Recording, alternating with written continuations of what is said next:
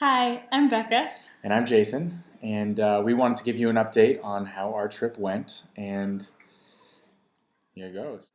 So, what you're seeing now is the creche where our photography project was based out of. And this video was taken on the day of our photo exhibition for our kids. And we just wanted to give you a background about how this project came to be. And also kind of thank the people for getting involved and all the things we did to enable us to do a project like this. So the idea behind Journey for Hope was to invite people to join us in making the world a better place. And we essentially created a blog where people could come find out what we're doing and find out how they could get involved in what we were doing. Here's an image of our blog. We hope that you could, keep posted on what we're doing in the future. But it also enabled us to fundraise and for this project. So thanks to all who used it as a platform to donate. Canvassing for a Cause was a fundraising idea that Jason came up with, and the idea came out of wanting to let the kids know that there were people over here in the United States that cared about them. So there were about 800 boxes in total on the two canvases, and we biked them around Boston and Rhode Island, and people would pay $1 to paint a square for the kids at home from home. A little love from a lot of people makes a lot of love. And as you can see here in the final product, it really is beautiful what all these people came together to create this beautiful, beautiful piece of artwork. Rock the Hope was another fundraising idea we had to get as many people involved in what we were doing as possible. So we got 3 local artists to play. We had Everett McKee, Robot and the Wizard, and our local friends, the Gentleman Outfit. They played and it was wonderful, and everyone had a really great time. And we raised awareness about some of the issues in South Africa. And yeah, we raised about $1,000, and it enabled us to be here. And so we just want to thank the people out there for donating cameras, donating funds to make this trip possible, because it did make a huge impact in where we were. So now we're going to kind of give you an overview of Khayelitsha, which is the slum where we've been working. And these maps are going to kind of zoom you quickly in towards Cape Town to Khayelitsha. So Khayelitsha is about 45-minute drive from Cape Town, or a half hour depending on how quickly you drive.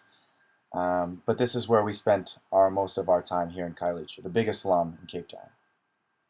In Khayelitsha, there hasn't been a census in about 4 to 5 years, so there is estimated to be well over 1 million inhabitants in one town. After apartheid ended, the government promised certain things like clean water, bathroom facilities, and housing, but these things were promised, but it wasn't a guarantee for the inhabitants of Khayelitsha.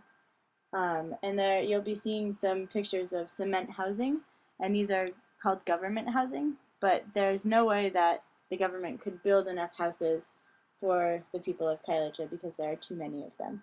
Right, and they miscalculated how many houses they would need. And so around the government housing, you'll have what you see here as just kind of tin shacks sprouting up with public bathrooms and a place to go and get water. Most of the houses are lucky enough to have water, some sort of water right outside, so they don't have to travel too far to get it. But it is promised. But a lot of the promises, um, they can't follow through. Another thing, most of these people live off of about $1 to $2 a day, um, and a lot of their time is spent commuting to and from Cape Town, which is 45 minutes away. So it's really hard for them to climb out of this poverty situation because of where they are in relation to all the jobs and the jobs that are available to, well, unfortunately, uneducated individuals. And your really good salary would be about 140 US dollars a month. So Jason and my original project when coming to South Africa was to teach the Home from Home kids photography. along with other smaller projects like the pen pal exchange and other small things. When we started our photography project, we were already about 3 weeks in, so we had gotten to know the kids pretty well, along with getting to know a lot of their friends from the neighborhood. During our class, the Home from Home kids would be taking pictures outside, and their friends would ask us if they could use the cameras as well. And we kind of didn't know how to react to this. We didn't have enough cameras for both groups of kids, so we decided to make a separate class for these kids. We got in touch with an organization called Grassroots Soccer, and they were more than enthusiastic to help out. So we signed up 10 kids from the neighborhood that we knew, and they signed up 10 kids that they knew to take our 2-day photography course.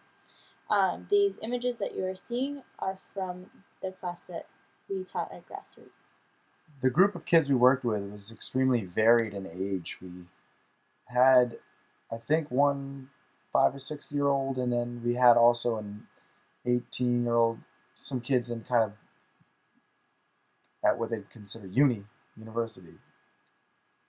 So just wide variety of age, and we try to break them up into 4 groups of 5 to kind of give them, each age group kind of seemed to have a different angle of approach, so we broke them up kind of by age. But it was really fun to see these kids. Some of them had never even touched a camera before, and this was their first time, and some of them were incredibly talented photographers. Jason and I were hoping that this project would continue after we left, and Grassroots had enough staff to make the project sustainable, so we ended up leaving the cameras with them. We spent most of our time with an organization called Home from Home. Home from Home is a nonprofit organization specializing in cluster foster care with a focus on children with HIV or AIDS. Home from Home in Khayelitsha has about 6 homes with 6 kids each of varying ages, and they grow up together like brothers and sisters. They all have one mama, so 6 mamas in total, who have dedicated their lives to taking care of these kids. And the images that you are seeing right now are images that our kids at Home from Home have taken. So we split the 36 kids up into 6 groups of about 6 kids, and kind of gave them an experience which they would have never have had an opportunity to do ever, potentially. And we took them on field trips on weekends, so we went to 5 different destinations around Khayelitsha and the surrounding areas, so they could take pictures of a lot of different things. And it was really cool, I thought, to see how they saw their world and showed it to us through these images. My favorite field trip day was when we went into Cape Town with the older kids. We had about 6 of them that came with us. We went to a museum in Cape Town that was showing an art exhibit of photographs from apartheid and before apartheid. And that was really interesting for me to see how they reacted to that, because I'm not sure I don't think they've ever been to a gallery opening or anything like that before. And they were going to have one of their own. So it was kind of neat for us to show them what one looks like. And my favorite part of the day was we went outside after we had looked at the exhibit, and there's an old man feeding the birds. And so then we had some nuts on us, and so the kids got to feed the birds. And one of our kids really, really loved it and was like feeding them and had them like all over her. There were like 6 of her at one time, and she was just having a blast. And so many kids got really good pictures of her feeding the birds, and that was a really cool organic thing that we never could have come up with on our own. My favorite part about the project was just watching our students evolve into photographers and watching them really take a hold of all that we'd been giving them and putting it to use right away. And I really loved seeing their final product, seeing it all printed, and just watching them show off their hard work. And I hope you've enjoyed looking at some of it because it's really stunning. And thanks for joining us.